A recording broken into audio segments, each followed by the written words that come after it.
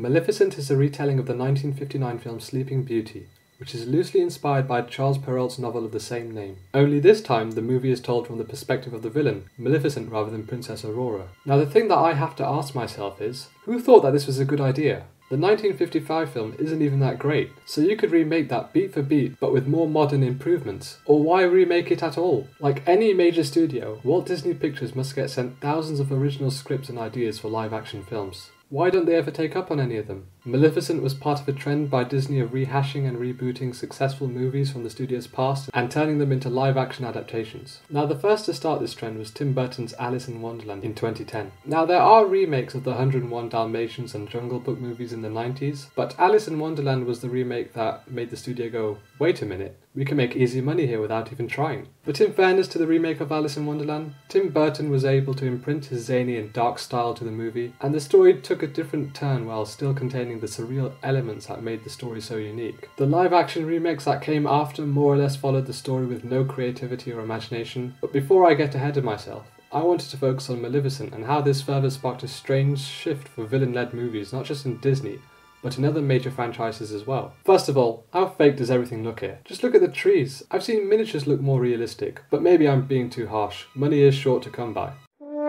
Well, this is not a good start. You know what, I really like the design of Maleficent. The horns and wings were a great addition to her appearance, and this whole sequence of her flying around greeting the other inhabitants of the moors integrated with a really charming score is working for me. I think I'm starting to like this. I'll tell you told last time, so I should tell this time and this'll wit next time. Okay, everything's ruined now. It's done. I can't stand the voices and the CGI on their faces are horrific. I never understood the tone that Maleficent was going for. There was a dark side to the story that focused on war and action, and the other part was an aimless attempt of fairy tale nonsense and these annoying things. It's not weird to mix these genres since it has been done in other movies. A dark fairy tale is a cool idea, but at no point in Maleficent did it really fully stamp its mark on this theme. You could tell Disney were trying to pull the strings at every attempt in order to appease the widest possible audience. I don't think the actress who plays Maleficent is particularly good, but it's not her fault. The dialogue written for her or any actor in this movie is delivered in a theatrical and static way.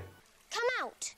Come out this instant! It's far too constrained and really takes you out of the experience. It's never established why she's the queen of the forest realm. I get that she possesses a great power, but where are the rest of her people? This would have worked better if we knew of her background. Surely she would want to find out what happened to her kind. How did that not come across her mind? I believe he's just a boy.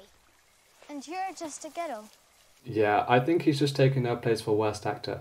In all fairness, this opening act had an interesting idea that could have been a movie of its own. The whole setting was different to Sleeping Beauty. These two characters could have been completely original with different names, but this movie felt like it was going in too many directions. There was no clear intent. The whole theme of two people from different backgrounds that both hate each other and fall in love was a clear nod to Romeo and Juliet, and it wouldn't have been such a bad thing to pursue that possible narrative, because it's straightforward and focuses on the romantic and fantasy elements. But instead we got this convoluted crap.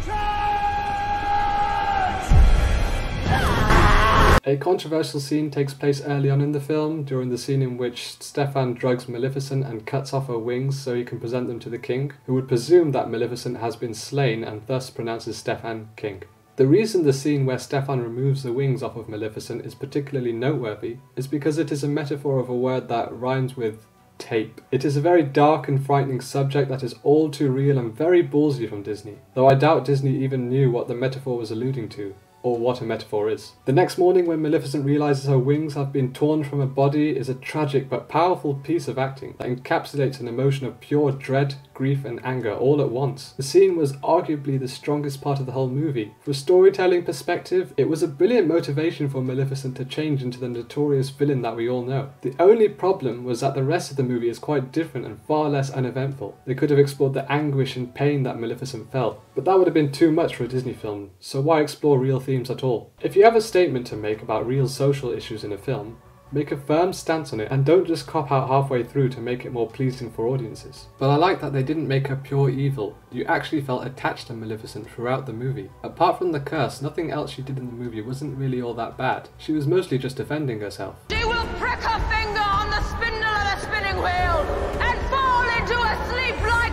death! So why did the king just stop protesting? The whole kingdom knew she was a great threat. It would have made sense if he drew his sword and attacked her at the very least, or ordered the guards to stop her. It's like they wanted the curse to happen. So now we're at the point where the story of Sleeping Beauty begins. In the animated film, King Stefan reluctantly hands Aurora over to the fairies to prevent her being killed by Maleficent. In this version, Maleficent must look after Aurora to prevent the fairies from killing her. Seriously, this is probably the worst idea to hand over your one and only daughter, who has been cursed, to a bunch of negligent stooges that would have seen the princess die on countless occasions if it weren't for Maleficent's distant protection. The fairies were a complete miss in this movie. They were used as comic relief, but every stint they were given actually came off as frustrating. If Maleficent wasn't watching over her, Aurora would be living a life of emotional neglect, poor social skills and severe depression. She would have essentially lived an abusive childhood. But we're supposed to sit there and laugh at how funny the fairies are at looking after this child. The Ice Age gang did a better job of looking after a child. They knew better not to neglect the baby until it was safely returned to his family. And one of them is a sloth. I actually enjoyed the scene where Maleficent was toying with the fairies, though it was the least they deserved, and if Disney had any balls they would have given the fans what they wanted.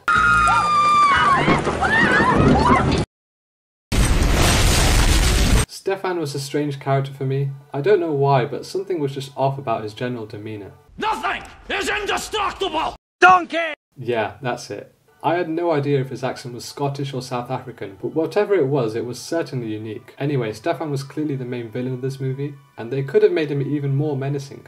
I think the main trouble was the pacing and not having the same time to expand his scenes. The scenes where he grows paranoid are very effective. As the movie progressed to the conclusion, scene by scene, I think we should have seen Stefan gradually descend into madness. When he begs Maleficent to alleviate Aurora's curse, we see him glance at the men in the room, who watch him with disapproval that he must degrade his dignity to a woman. This should have been further explored. The fragility of masculinity and what it means to act manly would have made for a great commentary on the social structure that is still relevant today. And at his final scene, it would have made for a heartbreaking tale of love if he died face to face with Maleficent, displaying a mirror shot to reflect the first time they met his children. So the characters Maleficent and Stefan were significantly different and more layered in this film than the animated. So would the same be done for Aurora?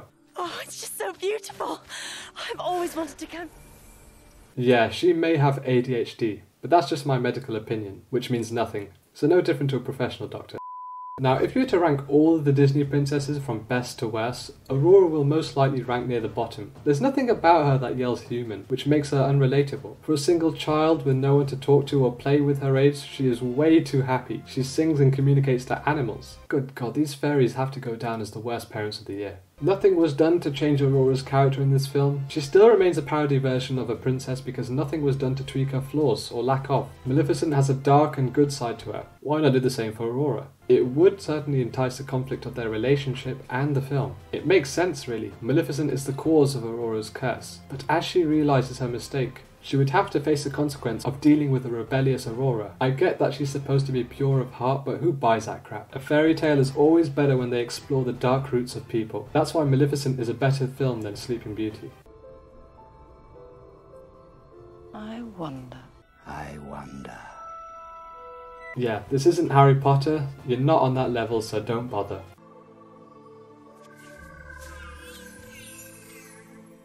Oh wow, it's like Diagon Alley. Why don't we just use a theme as well? The scene between Prince Philip and Aurora was so cut and dry. There was no chemistry between the two, no sign of first love. The way the two met in the animated was actually more memorable. Will you be back this way? No, I don't think I will. So Aurora finds out that she's been cursed after the fairies snitch on Maleficent. Aurora is furious at Maleficent, who treated her with respect and care, but not at the three fairies that kept their mouths shut for 16 years and raised her like crap. I know there's a deleted scene of Aurora shoving the three into a wood chipper. Disney must have it somewhere. There's probably a whole movie inside here about the fairies' guardianship of Aurora. In fact, it would make a very good horror movie. It could be called The Cottage in the Woods. So we move into the final third act, the finale of this rather messy but ambitious adaptation. It felt like a very sudden jump from the second act. You could see that they were trying to take their time, but all of a sudden the movie was already an hour long, so they had to figure a way out to conclude the story in less than 30 minutes. The pacing towards the end felt very inconsistent to the rest of the movie. I'm not saying it should be longer because what I was watching was pretty dull, but at least the tone of the final act would have felt cohesive to the rest of the story. Now, you could say that Maleficent has managed to change the dynamic of the stereotyped fairy tale trope by favouring familiar love over romantic love, something not done before. But really, Maleficent is essentially the hero saving the damsel in distress from the villain, so in a way it was predictable. There was a lot of action sequences that fell flat here. That comes down to the visual effects making everything look as fake as possible. It wasn't bad, but for a budget of $180 million you would expect a lot better. Now, a character that I liked quite a bit was Dioval. He made a great henchman slash companion for Maleficent. And even though he wasn't given much material to work with, his character added a lot of heart and charm. When Maleficent and Dioval were ready to infiltrate the castle, I actually felt some sense of worry for him, which was strange. It was probably the way his lines were delivered, simple but effective, and it was the least corny bit of dialogue from the script. I'm embarrassed to say I don't know where I am. And I'm embarrassed for your young acting, buddy. Why do they have to have English accents? The animated films are just American. I don't know why studios feel they have to alter the accents for fantasy films to British dialects and whatever the hell this guy is speaking. Wake them up and get them back to work now. We're running out of time. Philip's presence was completely pointless, especially the true love's kiss scene. He should have been established early on, but much like Aurora, not much was done to improve his character. He only had 3 scenes in the whole movie, so not much thought was gone into Aurora's romantic life. So when Maleficent manages to break Aurora's curse, they try to escape, but before we get there, I'd like to say that Aurora forgives Maleficent far too easily, but that would mean the movie would be another hour longer, so no point in holding gripes there. Maleficent is trapped by an iron net which should really have killed her, or at the very least physically scarred her, which sounds gruesome, but Disney chose to go dark.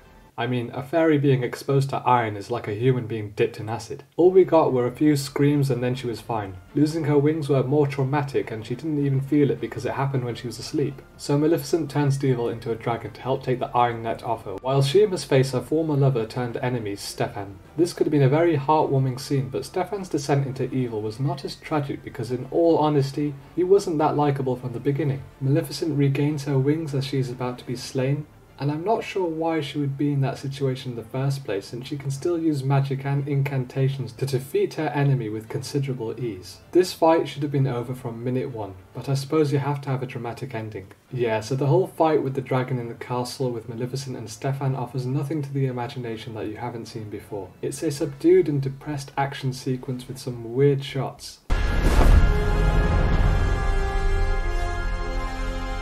See, this shot just doesn't work here.